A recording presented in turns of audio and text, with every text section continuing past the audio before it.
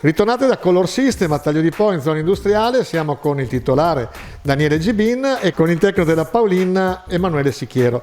Avete qua su questo tavolo un prodotto straordinario e naturalmente chiediamo a Emanuele se ce lo può spiegare. Bene, Nanotech Silox, prodotto nanotecnologico. Cosa cambia rispetto alle pitture tradizionali per esterno? Una presa di sporco decisamente più bassa, cioè tanto per dare qualche dato.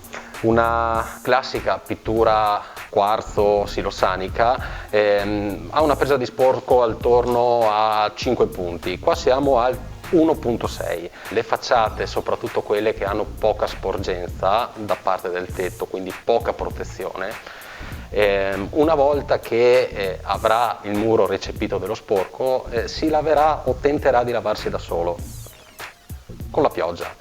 Quindi farà un film molto più compatto, avrà una cella molto più chiusa, sarà meno poroso e di conseguenza non permetterà allo sporco di penetrare, alle micropolveri di entrare attraverso lo strato al film della pittura applicata.